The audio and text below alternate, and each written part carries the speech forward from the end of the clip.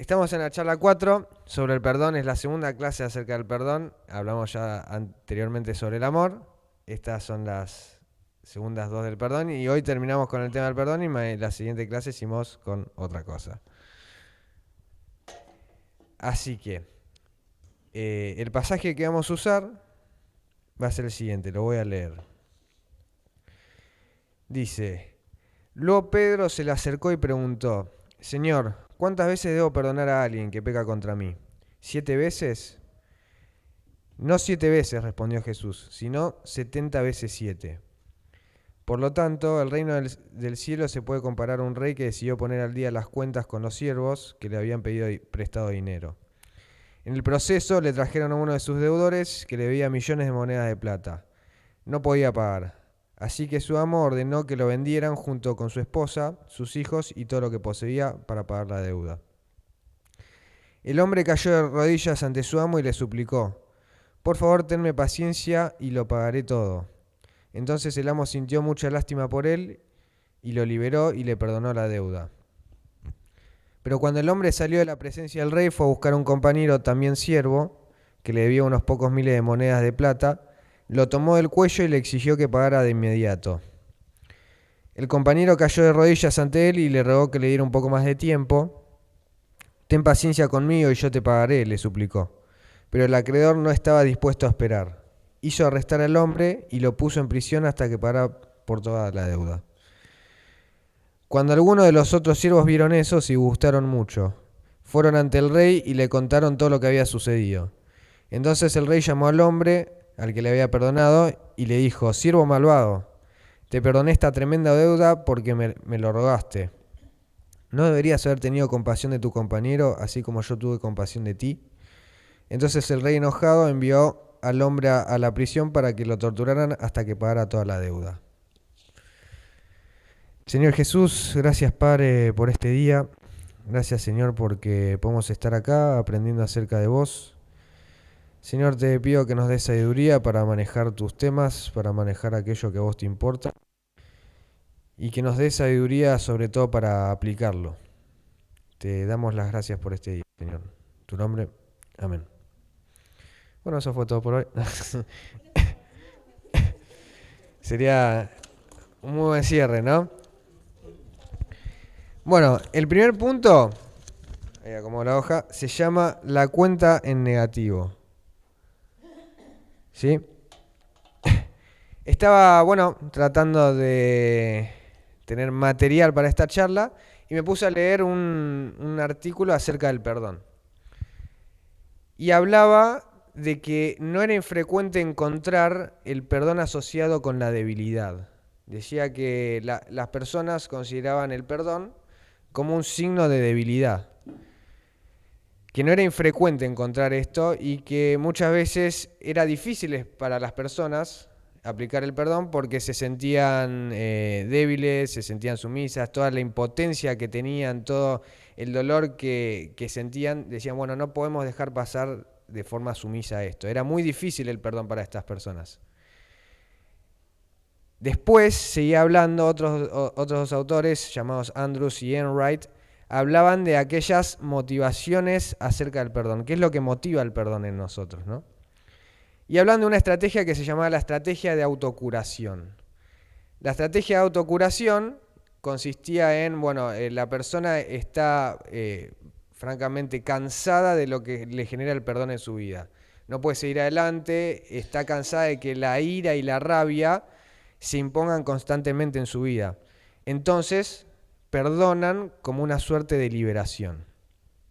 ¿Qué es lo que dice? Lo que dice es que esta estrategia de perdón como autocuración muchas veces lleva al sentimiento de superioridad en relación a la persona que te dañó, ¿no? Y encontramos frases, por ejemplo, como la atribuida a Napoleón. Dice, el perdón nos hace superiores a los que injurian. Tenemos la de Francis Bacon, o Bacon, como decía yo, eso es otra interna. Algunos lo saben. Exactamente, exactamente. Yo escuché a uno ¿cómo se llama? En el partido, no me acuerdo, un comentarista, la triple Bacon, y bueno, ahí nos empezamos a reír porque se acordaron de mí. Tenemos la de Francis Bacon. Vengándose uno igual a su enemigo, perdonando uno se muestra superior a él. Está ahí arriba. Y mi favorita, que es la de Oscar Wilde. Wilde, gracias. Gracias ahí. Dice, perdona siempre a tu enemigo, no hay nada que le enfurezca más. Esta me encanta, porque la he explicado muchas veces. Cuando uno lee estas frases, no me transportan a lo que yo considero que es el perdón. ¿Sí? Yo considero que el perdón tiene que ver con, no sé si volver a cero, pero amigarse, poder restaurar, poder seguir adelante. Esto me suena más como un payback, ¿no? Una suerte de venganza. Y considero que acá, más que perdón, hay poder. ¿Sí? Está el poder de hacerle al otro lo mismo que me está haciendo a mí, pero de una forma más civilizada. Entonces yo digo, bueno, ¿qué es realmente el perdón, no? ¿Cómo funciona el perdón? ¿Qué es? Y encontré una definición que me gustó bastante. Dice, el perdón es el deseo de abandonar el resentimiento y respuestas relacionadas a las que las víctimas tienen derecho, y el esfuerzo por responder al ofensor basado en el principio moral de la beneficencia. Esa palabra, beneficencia. Que puede incluir compasión, aprecio incondicional, generosidad y amor moral al que el ofensor, debido a la naturaleza de la ofensa, no tiene derecho. Esto, digamos, transforma la cuestión en algo mucho más interesante y rebuscado acerca de la naturaleza humana. Inclusive en los momentos donde se supone que tenemos que ser más altruistas y practicar más la bondad, nos seguimos aferrando al poder. Nos seguimos aferrando no a la beneficencia del otro, sino a la propia beneficencia. Inclusive en conceptos y en prácticas que tienen que ver con aplicar la beneficencia al otro, seguimos dándole la vuelta para que esa beneficencia sea hacia nosotros. Eso, bueno, está relacionado con nuestra naturaleza. Es un instinto de conservación que tienen los seres humanos que se relaciona con el egoísmo del deseo de poder. Pero es muy interesante, ¿no? Inclusive en aquellas cosas que se suponen que deben funcionar para algo, nosotros las hacemos funcionar para nosotros mismos, haciendo creer que son para el otro, ¿no? Es algo muy rebuscado y loco.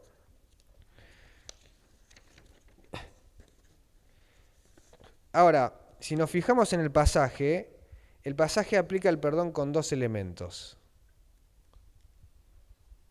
No darle al otro lo que se merece y darle al otro lo que... No darle al otro lo que se merece y darle lo que no se merece, ¿no? Cuando dice, por ejemplo, liberó y perdonó la deuda. Ahí tenemos dos conceptos. Yo no le estoy dando al otro lo que sí se merece y le estoy dando lo que no se merece. ¿Cuáles son estos dos conceptos? Bueno, gracia y misericordia. Si queremos saber la definición de lo que significa gracia, por ejemplo, si la buscamos en Google, no vamos a encontrar la gracia bíblica. Vamos a encontrar lo siguiente. O sea, si nosotros buscamos en Google encontramos esto. Conjunto de cualidades por las que las personas o las cosas que las poseen resultan atractivas y agradables, y elegancia, armonía y desenvoltura de los movimientos de una persona o un animal. No sé qué significa eso. Exacto. ¿Quién tiene gracia cuando baila? Enzo tiene gracia cuando baila. Es un protagonista, él está ahí escondido y aparece. Sí, Dios no nos castigues. Nosotros encontramos eso cuando buscamos gracia. Y es muy interesante que no es la gracia bíblica, es otra cosa. Si nosotros queremos saber la definición de lo que significa gracia de forma bíblica, hay una sección más abajo en Google que dice, ¿qué es la gracia de Dios? Muy interesante. ¿Qué es la gracia de Dios? No la gracia en general, ¿qué es la gracia de Dios? La gracia de Dios es lo siguiente. Término gracia viene la palabra gratia, que significa benevolencia, favor que se recibe sin ningún tipo de merecimiento. Y esto me llevó a pensar en algo. La gracia y la misericordia son conceptos bíblicos, son conceptos que si bien se pueden conocer, se usan y se aplican, vienen de Dios, ¿no? Cuando uno está en la vida cotidiana, el valor que se maneja es ojo por ojo, diente por diente. Y eso está bien aceptado. Eso está bien aceptado, es justo y es correcto también. Sí, bueno. Después Jesús dice, bueno, pongan la otra mejilla. Claro, claro. Pero es muy interesante, ¿no? Es muy interesante cómo, cómo la gracia funciona bíblicamente. Y cuando nosotros, creo yo, cuando entendemos la gracia de Dios, para mí es inevitable no vernos como deudores. Para mí es inevitable no decir, loco, yo no doy la talla. Yo soy igual que cualquiera. ¿Sí? Y entendemos que nuestra cuenta bancaria, entre comillas, siempre está en negativo. Y es muy interesante eso, es para mí muy fuerte, ¿no? Eh, el rey perdonó al siervo, al deudor, y de alguna manera yo creo que eso lo hubiese llevado a verse él mismo también como deudor, pero no. Nosotros somos a veces muy necios y a pesar de que nos perdonan, seguimos con la mano dura. Y eso yo me puse a pensar mucho. Yo sé de muchas cosas, inclusive aunque no las sepa, yo estoy seguro de que Dios me ha perdonado por un montón de cosas, pero aún así yo soy necio y me cuesta perdonar al prójimo. Y he pensado mucho en eso. Segundo punto, se llama pagando deudas ajenas. Es muy interesante que cuando el siervo se arrodilló y le rogó al rey, el rey no le dio un plazo extra para que le pague la deuda. El rey se la perdonó. ¿Sí? Y me parece muy loco eso porque esto para mí tiene dos implicancias. La primera implicancia es que básicamente el hecho de perdonar la deuda es pagarla de su propio bolsillo.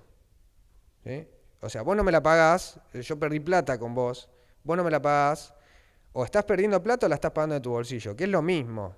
Se está haciendo cargo la persona que fue ofendida en todo caso.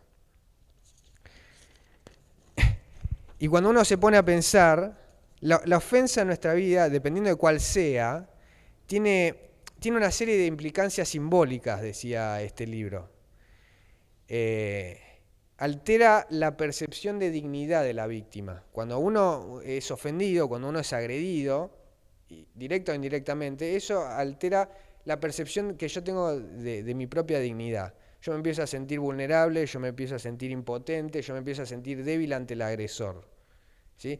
Y no solo eso, sino que la ofensa, en muchos casos, viola ciertos constructos sociales, viola ciertos valores sociales.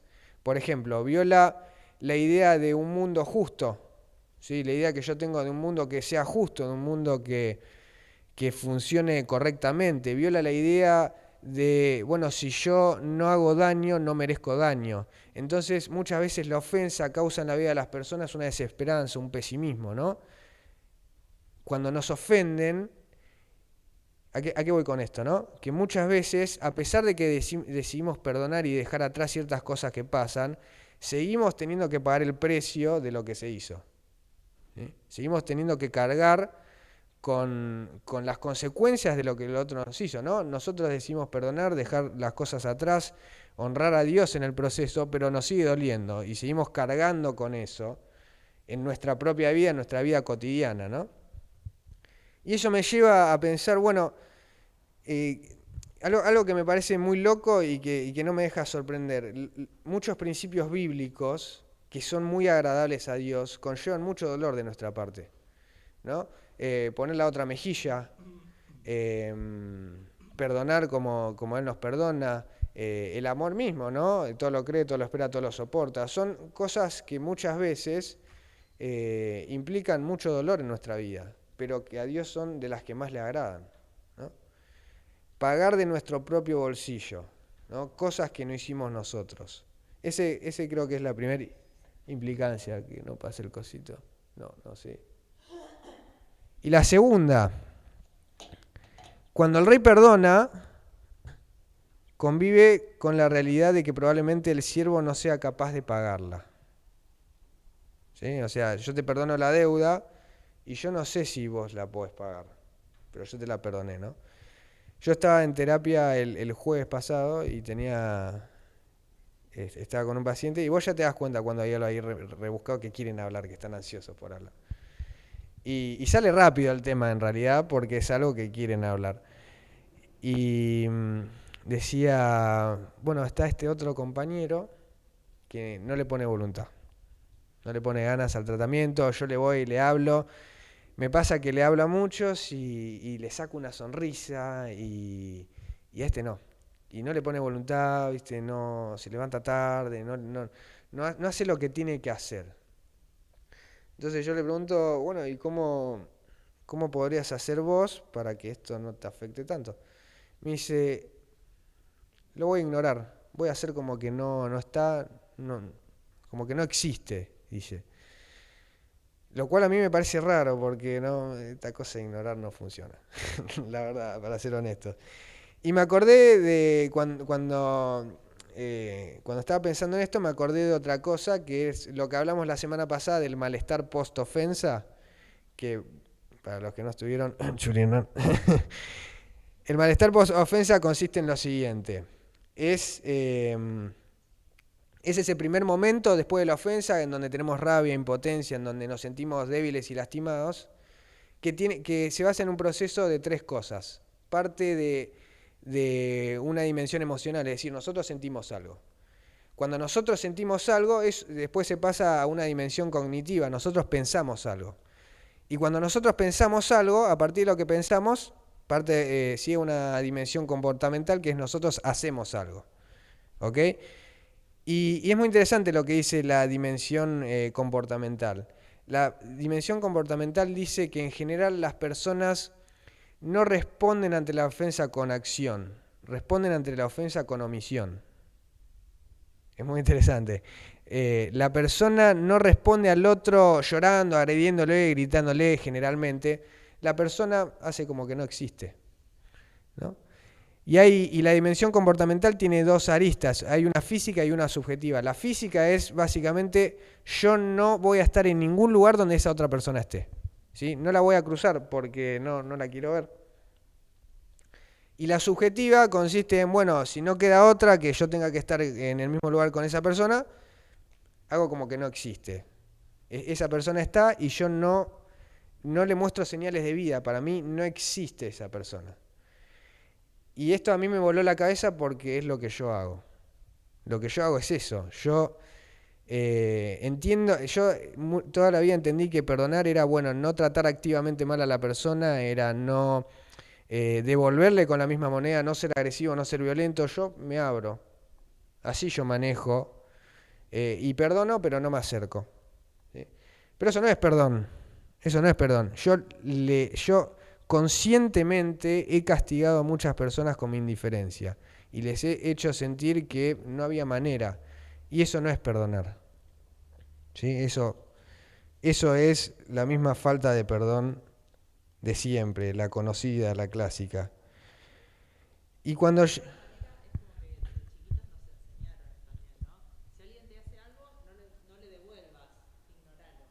Mm.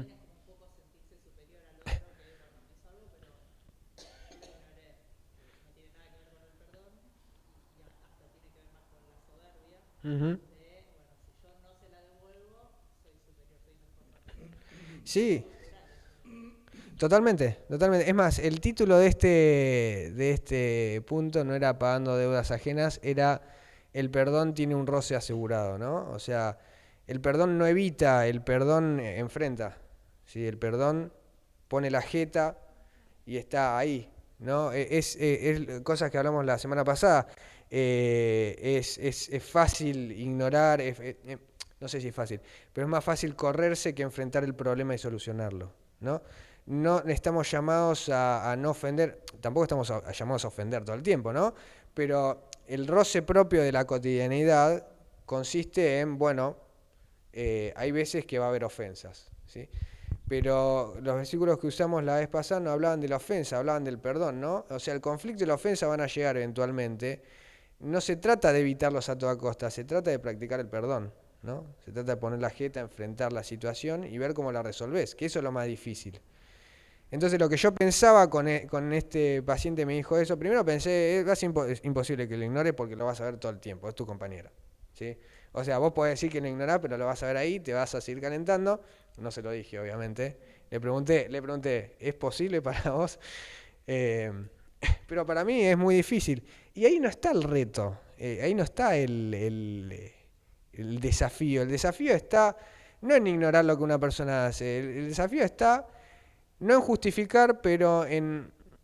La pregunta es, sin justificar a la persona, ¿vos podés aceptar que esa persona tiene eso y que probablemente no lo cambie? O sea, se puede aceptar, ¿no?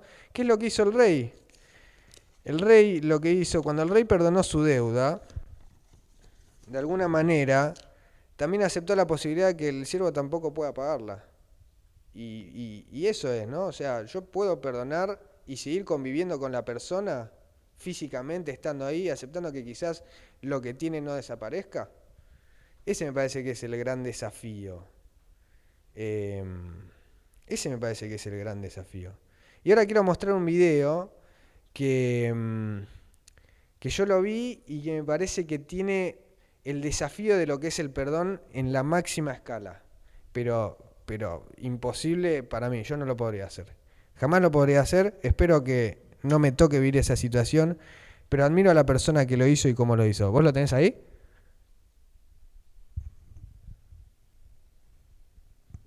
Está subtitulado. Gracias, Nino. Yo vi ahí la cosa de luces y... On November 5th, 2003, all doubt of Ridgway's guilt was erased. He pleaded guilty to the murders of 48 women. He'd made a deal to cooperate with the prosecution to provide more information on his victims and the whereabouts of their remains. In doing so, he avoided a trial and possible death penalty. Mr. Ridgway, how do you plead to the charge of aggravated murder in the first degree as charged in count 1 for the death of Wendy Lee Caulfield? Guilty. How do you plead to the charge of aggravated murder in the first degree as charged in count 2? Guilty. Guilty. Guilty. It's like he didn't have any remorse at all for what he had done. You know, he killed so many people, he didn't remember who they were, what they looked like. I just couldn't believe that somebody could kill all those people and not remember them. Neither could the angry relatives of his victims, who were invited to speak in court when Ridgway was sentenced to life without parole on December 18th, 2003. You had said your memory, when it comes to all of the women you took, was gone. Our memory is not. In your words, you said that they didn't mean anything to you, but she meant everything to us. She was a mother, she was a wife, she was a sister, and we miss her.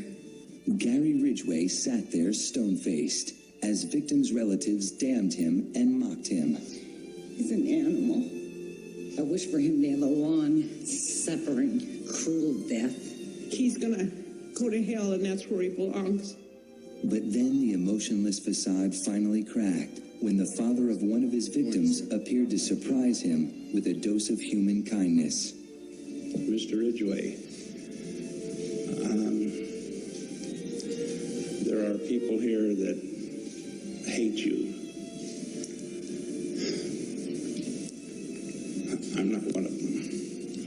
You've made it difficult to live up to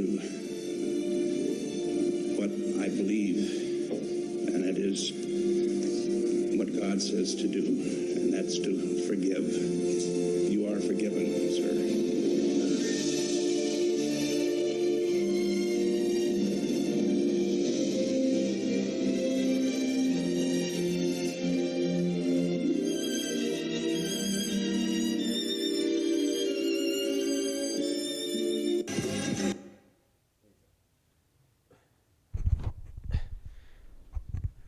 Bueno, ese fue el video. Creo que es difícil, es muy difícil. Pero esa clase de gracia es imposible de ignorar. No, no hay manera. El ojo por ojo, diente por diente es parte de lo que nos vamos a encontrar todos los días. Pero cuando uno hace ese tipo de cosas, para mí no hay con qué darle, no hay manera de ignorar ese tipo de vida, ¿no? Y eso, bueno, fue lo que hizo Jesús por nosotros, ¿no? Y bueno, el último punto. El pasaje muestra que el rey se movió a misericordia por la súplica de su siervo. Pero después dice que el siervo no. Y yo no puedo evitar pensar, bueno, en lo que hablamos recién. Yo le suplico mucho a Dios que me perdone y a mí me cuesta mucho hacerlo con el otro y a veces no lo hago. Nosotros suplicamos suplicamos en oración que Dios nos perdone, que Dios nos salve de esas cosas que sabemos que nos van a pasar, que merecemos que nos pasen. Nosotros pisamos los palitos todos los días y pedimos, por favor, sálvame eso, que sé que lo hice mal y sé que me va a ir mal, pero por favor, ¿no? Sabemos que tomamos malas decisiones producto de nuestras luchas personales, producto de nuestras carencias, producto de nuestra baja autoestima, producto de un montón de cosas.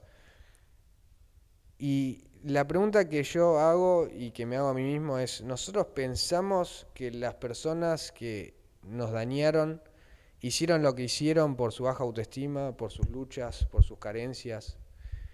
Nosotros pensamos en que muchas veces esas personas tienen una deuda con nosotros producto de aquellas cosas que no pueden solucionar, que tienen que ver con su infancia, que tienen que ver con su vida. Me parece que de la misma manera que nosotros suplicamos que Dios nos perdone de ciertas cosas, hay otras personas que han suplicado, bueno, no pasar por otras.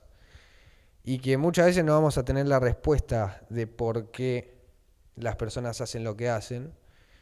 Y muchas veces tampoco vamos a tener el perdón. O sea, no vamos a conseguir que ellos vengan a disculparse. Yo hablaba hace mucho con también otra paciente que tenía muchos problemas con su madre, súper entendibles, súper entendibles. Pero la pregunta que yo le hice en un momento es, ¿vos podés perdonar a tu mamá independientemente de si ella te pide perdón o no?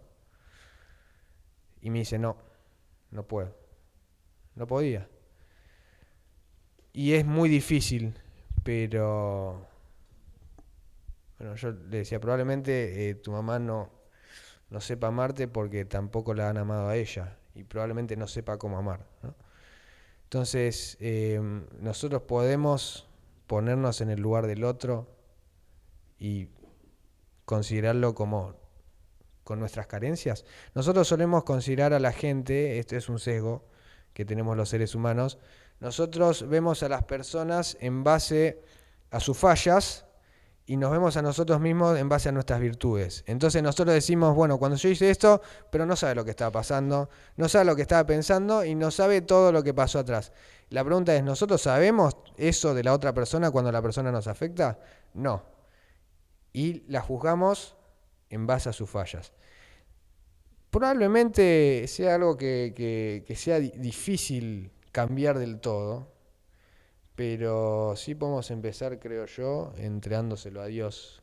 Y me parece que eso se trata la vida, no ser perfectos en cada cosa que encaramos, pero sí encararla con el Señor.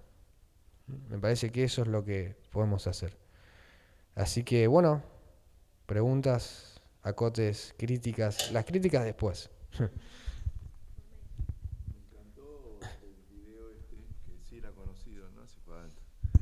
Me encantó del video algo que me parece a mí que es central en lo que a nosotros nos debe pasar, que es lo que dice este hombre. me confrontó con mis creencias. Esta situación límite te hace poner blanco sobre negro, a ver hasta cuánto de verdad crees lo que crees y entendés en nuestro caso lo que es el perdón de Dios. Por eso él arranca diciendo yo no, pero tuvo un ringside en la cabeza él. Y naturalmente es que así sea, pero a veces las situaciones límites son las únicas que te ponen la realidad arriba de la mesa. De otra manera vivimos parándonos en estos lugares que vos decís. Yo desde un lugar de superioridad veo el otro y subestimo lo que le está sucediendo sin tener en cuenta todo lo demás. Y me parece súper piola eso. Ojalá, y coincido con vos, que nadie le toque transitar ese lugar. Pero me parece súper piola pararse, aunque sea hipotéticamente, en situaciones así, para sinceramente y para adentro decir, realmente, ¿qué creo? ¿Creo lo que digo o es todo piripipi o de verdad haría esto así? Y me parece central. Creo que algo de lo que mencionaste... Ahí ya no le das el micrófono. Que yo hablo fuerte, y a mí me escuchan, ¿ves? ¿Me escuchan todos? Ahí yo hablo. Esa alma de preceptora que Vamos a ser justos. Gracias. El alumno del fondo. Algo que mencionaste antes que me parece interesante rescatar es que para que haya perdón, no necesariamente tiene que haber arrepentimiento. El perdón es algo que nosotros damos, Dios nos pide que nosotros demos. El año pasado estudiábamos la historia de José y cómo José perdonó a sus hermanos y veíamos también esto, ¿no? Que a veces que haya arrepentimiento hace que después se restablezca la relación, porque no siempre que hay perdón se va a restablecer la relación. También es un mandato que tenemos de intentar estar bien con el otro, hacer todo lo posible para estar en paz con el otro. Y de nuestro lado, cuando ofendemos a alguien, porque todos también en algún momento ofendemos a alguien, la diferencia entre esconder eso y pasarlo por alto y tratar de, ir por otro camino o enfrentarlo y hablarlo hace que la relación se pueda sanar y se pueda volver a tener una relación. Pero lo que Dios nos pide que perdonemos, que para mí el ejemplo este fue súper gráfico, no está relacionado con que el otro me venga a pedir perdón. Perdonar es liberarme yo de ese derecho a estar enojado, de ese derecho a tener venganza. Y no tengo que esperar a que el otro venga de rodillas a pedirme perdón. No es eso, no es así como Dios lo plantea. Ahora, cuando hay arrepentimiento y una decisión, se puede restablecer la relación, que es una instancia diferente.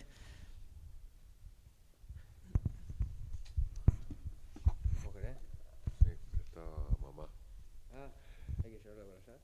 Pero voy a hablar yo primero.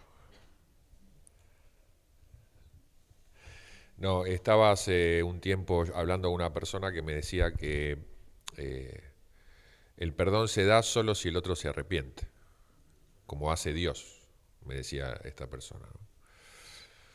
Entonces yo le pregunté si eso es lo que él sentía habitualmente, o sea, que Dios lo perdonaba solo en el exclusivo caso de que él se arrepintiera. ¿Cómo hacía él en el caso de pecados que él no sabía que tenía? Me dice, yo me arrepiento por todo, dice, todos los días.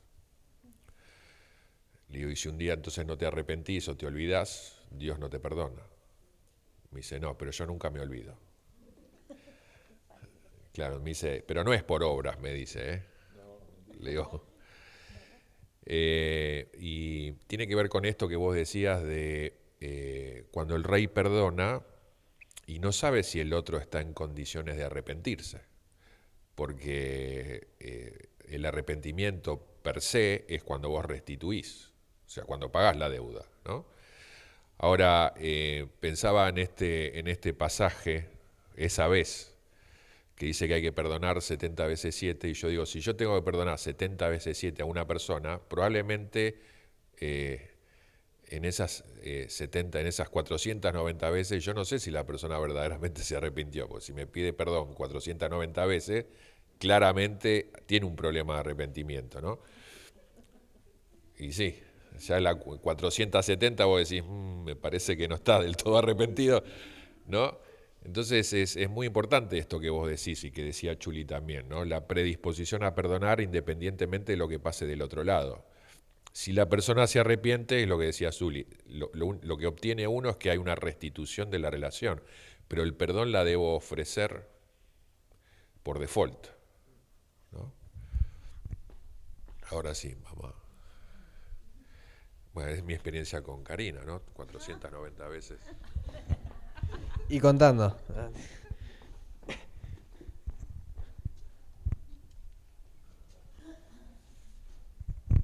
Bueno, a mí me llamó mucho la atención esto de las escalas, ¿no?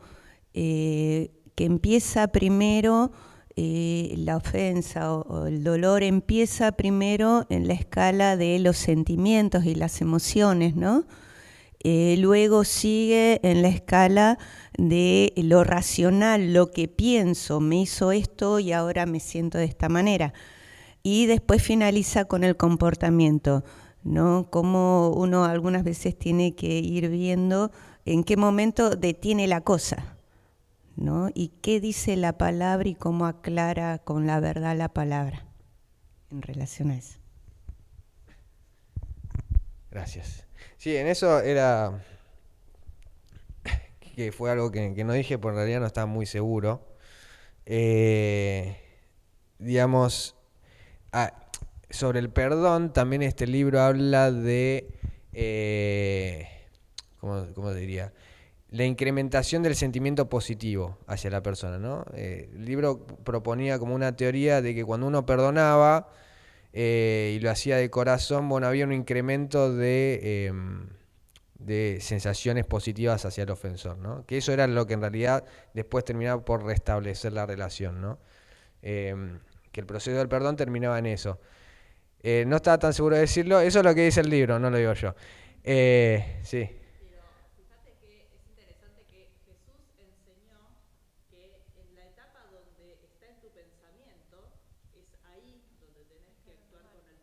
Ni siquiera esperar a llegar a la acción. Jesús dijo, cuando estés pensando mal de tu hermano, ahí es donde tenés que reaccionar y atacar. No está mal sentir la emoción. Te pasó algo, te hicieron algo y te enojaste. La emoción no es lo que está mal. Pero cuando llegás al punto de decir, me hizo esto, entonces yo voy a hacer esto, ahí es donde Jesús dijo, no, en tu pensamiento ya, pará. Sí. Es más, yo pienso personalmente.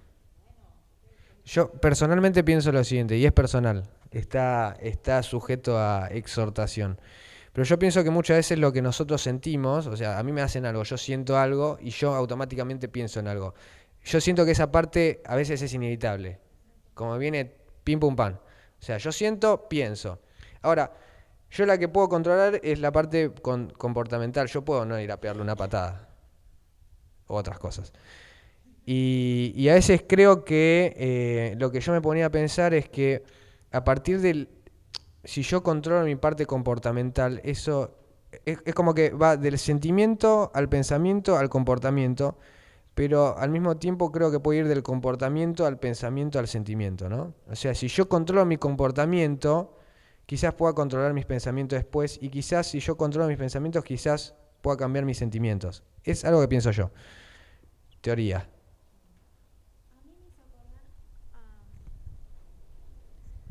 Me hizo acordar otro pasaje, cuando hablábamos de esto de que no hace falta el arrepentimiento para el perdón, que la Biblia dice que, bueno, el instrumento que Dios nos dio a nosotros para ser perdonados de todos nuestros pecados es la muerte de Jesús. Y se ocupa la Biblia de decirnos que Jesús murió por nosotros cuando aún éramos pecadores y cuando todavía éramos enemigos suyos. O sea, no teníamos ni siquiera la intención de arrepentirnos y ni siquiera éramos conscientes de que le habíamos ofendido.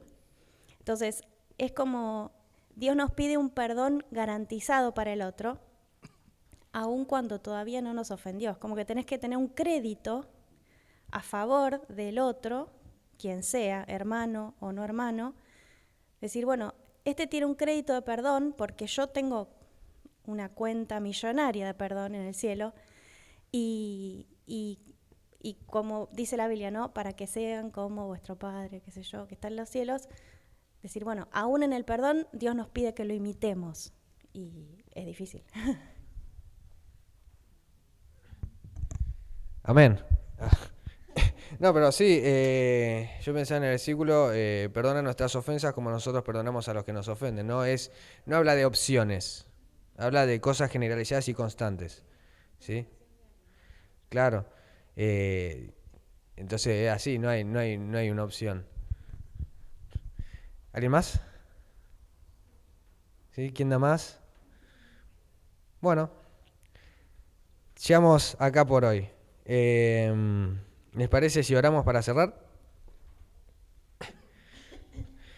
Señor, gracias Padre por este día. Gracias Señor por enseñarnos. Gracias Padre por exhortarnos. Te pedimos poder ser receptivos ante estas cosas, Señor. Que podamos tomar la actitud que vos tomás con nosotros y no la del siervo. Te pedimos, Padre, que nos des ese corazón que te agrada. A pesar de que nos cueste o nos cause dolor, Señor, que podamos mirarte un poco más a vos y no a nosotros mismos y cómo quedamos, Señor. Creo que ese es el trabajo que tenemos que hacer día a día y creo que ese es el objetivo, Señor. Poder mirarte más a vos y menos a nosotros. Te damos gracias por este día, Padre, en tu nombre. Amén.